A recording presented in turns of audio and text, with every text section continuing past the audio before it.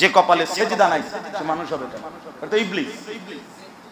ওইটা তো কি একটু আগের পরিচয়, যার ছিল মুআল্লিমুল মালাইকা, শুধু সেজদা দেয় নাই, তারপরেই তার পরিচয় হয়ে গেছে এটা ইবলিস, শয়তান। শয়তান শয়তান আল্লাহ বলছেন এটা শয়তান। আল্লাহ তাআলা মানুষকে বানাইছেনই শুধু ইবাদতের জন্য। এই কথার অর্থ শুধুই নামাজের জন্য এটা না, শুধুই রোজা রাখার জন্য এটা না, শুধুই হজ করার জন্য এটা না, পুরা জিন্দেগি চলবে সবকিছু, কিন্তু নিয়ম অনুসরণ করা হবে আল্লাহ এবং তার রাসূল চাইলেই। এটা হলো একটা কথা বুঝলেন। আরো একটা কথা বোঝা যায় যে আল্লাহ তাআলা যেহেতু বললেন আমি মানুষকে বানাইছি শুধু ইবাদতের জন্য, অতএব ইবাদত যার জীবনে নাই, যার মধ্যে ইবাদত নাই, যার মধ্যে আল্লাহ এবং তার রাসূলের অনুসরণ নাই, আনুগত্য নাই, যার মধ্যে বন্দিগি নাই, তাকে আল্লাহ তাআলা মানুষ হিসাবে বানানে নাই। এটা মানুষও না, মানুষের জাতও না। সাফ। এজন্য আমি সবসময় বলি একেবারে কাড়া ছাড়া কথা, যেটা নামাজ পড়ে না বেনামাজি, ওই অপদার্থ, তুই কোনো মানুষও না, মানুষের জাতও না। তুই হয় প্লাস্টিক, নলে বদনা, নলে লোডা, তুই কইতে আর তুই কি জানো, যা ফালতু কথা। ওটা কোনো মানুষও না, মানুষের জাতও না। কারণ মানুষকে আল্লাহ তাআলা বানাইছেন ইবাদতের জন্য। যে কপালে সেজদা নাই সে মানুষ হবে না, ওটা তো ইবলিস। ওইটা তো কি একটু আগের পরিচয়, যার ছিল মুআল্লিমুল মালাইকা, শুধু সেজদা দেয় নাই, তারপরেই তার পরিচয় হয়ে গেছে এটা ইবলিস, শয়তান। শয়তান শয়তান আল্লাহ বলছেন এটা শয়তান। শয়তানের নামটা শয়তান পড়লো কখন থেকে? সেজদা না করার পর। ইবলিস হইলো কখন থেকে? সেজদা না। তাহলে যে কপালে সেজদা নাই তার পরিচয়ই বদলে যায়, তার পরিচয় বদলে যায় বেটা। এজন্য নওজোয়ান এটা বুঝতে হবে। এই যে কয়জন ছেলেরা বসছে ভাইয়া, তাদের এটা বোঝা দরকার, তাদের এটা বোঝা দরকার।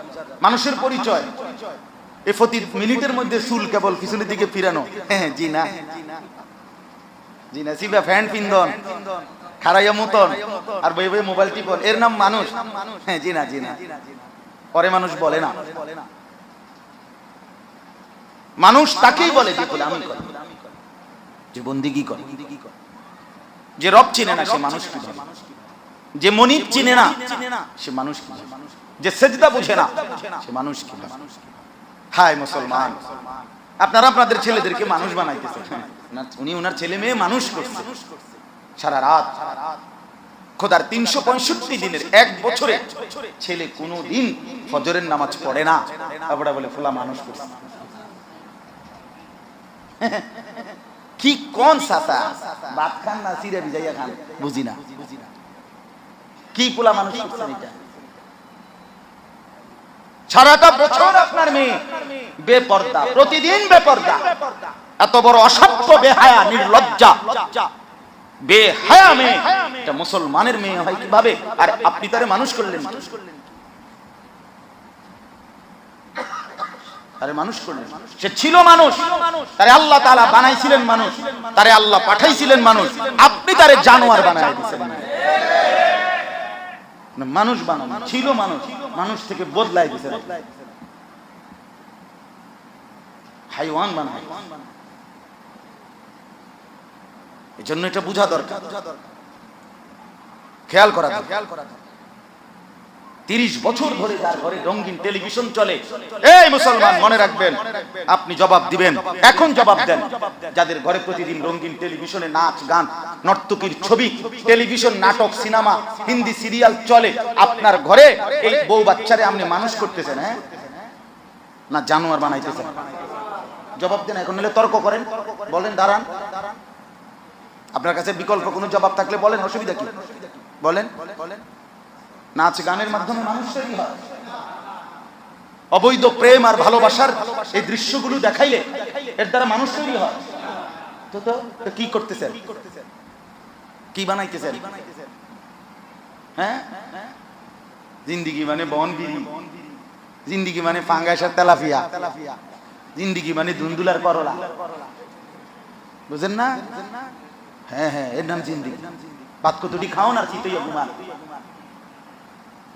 আর গল্প গুজব আর আড্ডা দেওয়া, এরই নাম জীবন, এরই নাম জীবন, এরই নাম হায়া। আহা মুসলমান, দুনিয়া বুঝাইলেন, দুনিয়া কামাই করলেন, এটুকুকেই মনে করলেন সফল। একটা বাড়ি, একটা বিল্ডিং, কয়টা টাকা। ওমা হাদিহিল হায়াতুদ দুনিয়া ইল্লা লাহবুন ওয়া লাইব। রব্বুল আলামিন বলে, বান্দা দুনিয়ার জীবন আর কিছুই নয়, শুধুই তামাশা, শুধুই খেলাধুলা। লাহবুন ওয়া লাইব ওয়া ইন্নাদ দারাল আখিরাতা লাহিয়াল হায়াওয়ান। রব্বুল আলামিন বলে, আখিরাত, জান্নাত, সেটাই কেবল বান্দা জীবন, বেঁচে থাকা, হায়াত। জীবন বলে কাকে? আখিরাতকে। জিন্দেগি বলে কাকে? জান্নাত প্রাপ্তিকে। লাউ কানু ইয়ালামুন। আল্লাহ বলে, আমার বান্দারা যদি বিষয়টা বুঝতো কত না ভালো হতো। যদি এই কথাটা বুঝতা বান্দা, কত না ভালো হতো, যে দুনিয়া শুধুই তামাশা, দুনিয়া খেলাধুলা, আর আখিরাতই হচ্ছে জীবন।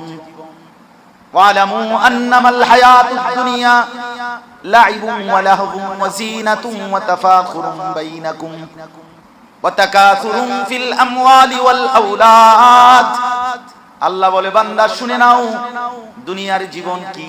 লাইব, খেলাধুলা, লাহবুন, তামাশা, যিনাতুন, সৌন্দর্যের প্রতিযোগিতা, তাফাখুরুন বাইনাকুম, পরস্পরের গর্ব বড়াই, অহংকার, ওয়া তাকাসুরুন ফিল আমওয়ালি ওয়াল আওলাদ, সম্পদ আর সন্তানের গুণাগুনি।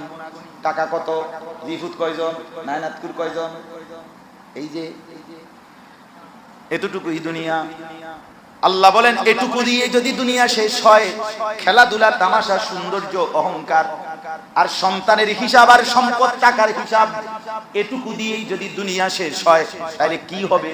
কামাতালি গাইসিন আজাবাল কুফারা নাবাতুহু সুম্মা ইয়াহিজু ফাতারাহু মুসফাররান সুম্মা ইয়াকুনু হুতামা। এক কৃষক ধান ক্ষেতের মধ্যে ধান লাগালো, কয়দিন পরে সুন্দর সবুজ গাছ হলো, এর কিছুদিন পরে পাইকা হলুদ হয়ে গেল, এরপরে কাইটা ধানগুলো আলাদা করে সেই ধানের গাছগুলো শুকাইতে দিল, এবার খড়কুটা হয়ে বাতাসে উঠতে লাগলো। এটা যেমন সামান্য সময়ের, রব্বুল আলামিন বলেন তোমার 60 বছরও গেল এরকম তামাশায়। এরপরে ওয়াফিল আখিরাতি আযাবুন শাদীদ। আর শুনে নাও, আখিরাতে অপেক্ষা করছে আযাবুন শাদীদ, ভীষণ আযাব। বাপ আমার, হিসাব চাই। ওয়াল তানজুর নাফসুম মা কদ্দামাত লিগাদ। হিসাব লাগান, হিসাব। যুবক তুমিও হিসাব করো, বুড়া বাপ আপনিও হিসাব করেন। ফাকনা আলাপ করেন না, আদবুরি আলাপ করেন, গপ মাইরেন না, বিদেশের টাকার হিসাব দিয়েন না, ইহুদা। ইটালি মিটালি ইটান কইেন না, ফাও কথা। ইটালি থাকে, আমেরিকা থাকে, ইউরোপ থাকে, বিরাট সৌভাগ্য। কোন সৌভাগ্য নাই। ইটালিতে কাফের বেশি থাকে,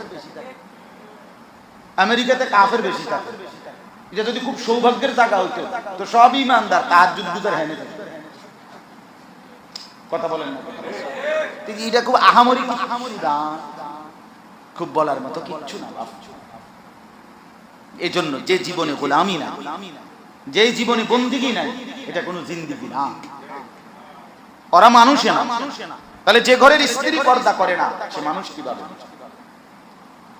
যে ঘরের ছেলেটা নামাজ পড়ে না, সে মানুষ কিভাবে? যে ঘরের মেয়েটা নামাজ পড়ে না, সে মানুষ কিভাবে? যে ঘরের অভিভাবক হারাম রোজগার করে প্রতিনিয়ত, সে মানুষ কিভাবে? এই ঘর মানুষের ঘর হলো কিভাবে? এ তো কীট পতঙ্গের ঘর, এ তো জন্তু জানোয়ারের ঘর। কাল বাইতিল খারিব, আলগা ঘর, সারা বাড়ি।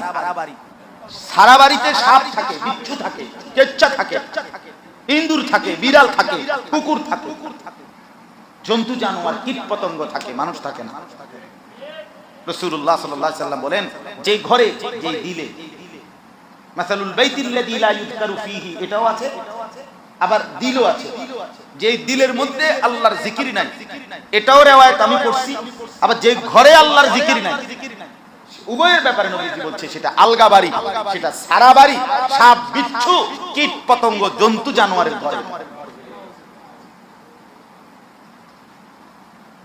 এই জন্য ওই কথাটার প্রসঙ্গ টেনে বললাম। আল্লাহ তাআলা বলেন ইবাদতের জন্য বানাইছেন। ছেলেটাকে নামাজ ভুলাই দিলেন কেন? মেয়েটাকে পর্দা ভুলাই দিলেন কেন? কি ব্যাপার চাচা? 14 বছরের মেয়েকে নিয়ন্ত্রণ করতে পারেন না, বেড়াইতেছেন কিনতেন। 12 বছরের মেয়েটাকে পর্দানশীল বানাইতে পারলেন না, আপনার মতো বেড়াইতেছেন কিনতেন। ভাত খান কি লিগা? চিরানা বিজয় খাবেন? হ্যাঁ, কওজন কইছি শুনে না, মিথ্যা কথা, মিথ্যক মিথ্যক। কোন মুসলমান চেষ্টা করলে তার স্ত্রী পর্দানশীল হবে, কোন বাপ ফিকির করলে তার ছেলে মেয়ে নামাজি হবে। আমরা মূলত এটাকে প্রধান জিম্মাদারি, দায়িত্ব মনে করি নাই। কথা বুঝেন না? আমি যখন দায়িত্ব মনে করছি বাচ্চার পড়ালেখা, এই স্কুল বদলাইয়া এই স্কুল বদলাইয়া কোনো না কোনো ভাবে তারে পড়াইছি। আমি যখন দায়িত্ব মনে করছি তারে বিদেশ পাঠানো উচিত, তখন যেমনি হোক 6 মাস পরে হোক, 9 মাস পরে হোক, 3 বছর পরে হোক, বিদেশ তারে আমি পাঠাইছি। আমি যখন দায়িত্ব মনে করছি আমার একটা ঘর করে দিয়ে যাওয়া দরকার বাচ্চা কাচ্চা গুলোর লাগিয়া, আইজ হোক কাল হোক, 12 বছর পরে হোক, 30 বছর পরে হোক, একখান ঘর আমি করে দিয়ে গেছি।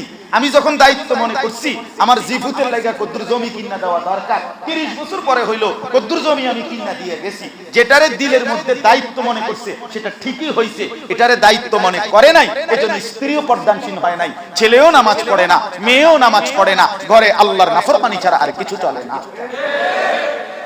বুঝেন নাই?